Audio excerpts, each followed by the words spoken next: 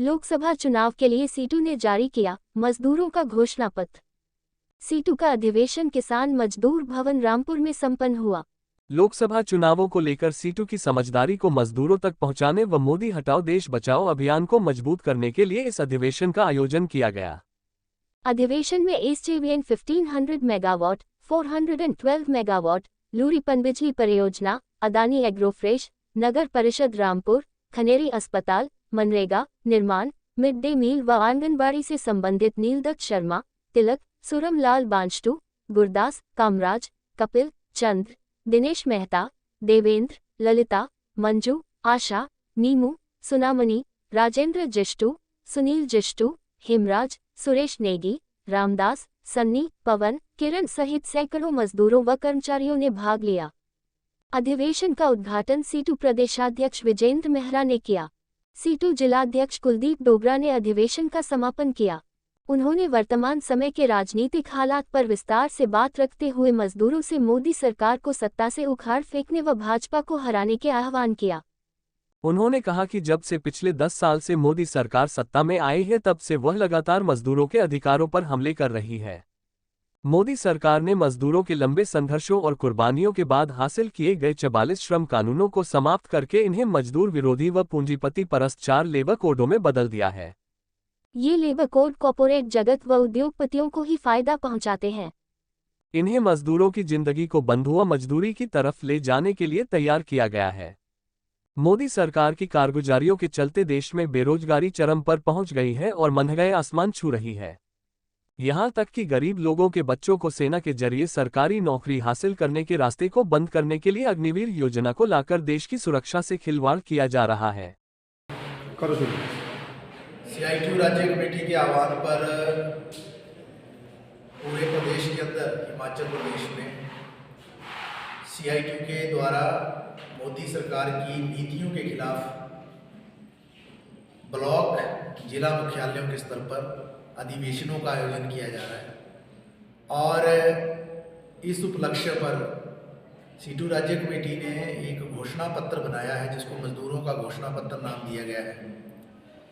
इस घोषणा पत्र को भी जगह जगह जो है हम उसका विमोचन कर रहे हैं, उसको रिलीज़ कर रहे हैं, मजदूरों के बीच में जा रहे हैं, उनसे वार्तालाप कर रहे हैं, बातचीत कर रहे हैं और मजदूरों को यह अपील कर रहे हैं कि जो 18वीं लोकसभा के जो चुनाव होने वाले हैं उसमें भारतीय जनता पार्टी और मोदी सरकार जो है उसको करारा जवाब दिया जाए, उसको इन चुनावों में हराया जाए। क्यों हराया जाए? क्योंकि पिछले 10 वर्षों में इस देश के अंदर जो कुछ हुआ है वो हमारे देश के लिए, लोकतंत्र के लिए बहुत बड़ा खतरा है। लोकतंत्र हाशिए पर है, तानाशाही बढ़ रही है। साफ देखा जा रहा है कि हमारे देश के अंदर जितनी भी संस्थाएं हैं, ED है, CBI है, NSA है या इनकम टैक्स है या दूसरे जो भी संस्थाएं हैं, उनका मिसयूज़ किया जा रहा है और जो भी विरोधी पार्टियां हैं उनके ऊपर जो है बदले की भावना से भी कार्रवाई हो रही है। और दूसरी ओर जो मोदी सरकार की गलत नीतियों की जो भी आलोचना करता है, कोई आम नागरिक भी या कोई संगठन भी, उसके नेताओं को या उनको जेलों की सलाखों के पीछे ठूसा जा रहा है। हमने पिछले 10 साल में ये भी देखा है कि अच्छे दिन का वायदा किया था इस सरकार ने, लोग लुभावने नारे दिए थे, बहुत सारे शगुफे छोड़े थे। 15 लाख खातों में आएगा, अच्छे दिन आएंगे, मोदी की गारंटी है, काला धन जो है उसको लाएंगे और ना जाने क्या क्या बातें की थी। लेकिन आज हम जो देख रहे हैं एक भी वायदे पर जो है ये सरकार सफल नहीं हो पाई और उल्टा इस देश के अंदर जो है भुखमरी बढ़ी है। जो पूरे दुनिया के आंकड़े आ रहे हैं, जो ग्लोबल हंगर इंडेक्स के जो आंकड़े आ रहे हैं, जो मानवीय सूचकांक के जो आंकड़े आ रहे हैं उसमें हमारी पोजीशन नीचे गिर रही है। जो ग्लोबल वेज रैंकिंग के आंकड़े आ रहे हैं उसमें मजदूरों के वेतन की स्थिति बुरी हो रही है।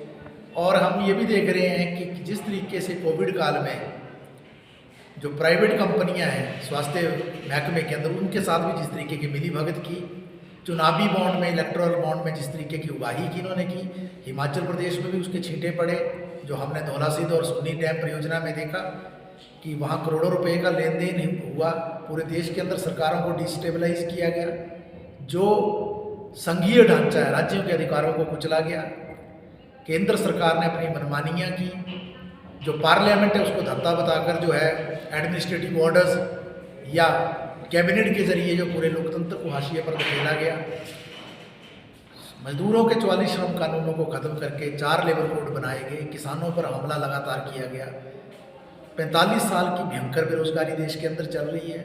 नई शिक्षा नीति के जरिए जो है छात्रों पर हमला जारी है। महिलाओं का दमन उत्पीड़न, दलितों का, वंचितों का, पिछड़ों का, अल्पसंख्यकों का जिस तरीके से हुआ पूरी दुनिया ने देखा है और देश के लोगों ने भी देखा है। इसलिए हमने मजदूरों से अपील की है। ये अपने अस्तित्व का सवाल है। अगर ये सरकार दोबारा से सत्ता में आती है तो निश्चित तौर से जिस तरीके के अमीरों से मिलीभगत चल रही है और अमीरों के लिए ही इस देश में सारा काम हो रहा है और अंबानी अडानी की सरकार या दूसरे पूंजीपतियों की ये सरकार पूरी तरह से गरीबों के खिलाफ साजिश रच रही है, तो उसके बारे में ही इस अधिवेशन में जो हमने विचार विमर्श किया है और मजदूरों से आह्वान किया है और जो घोषणा पत्र है उसको यहाँ हमने रिलीज़ किया है।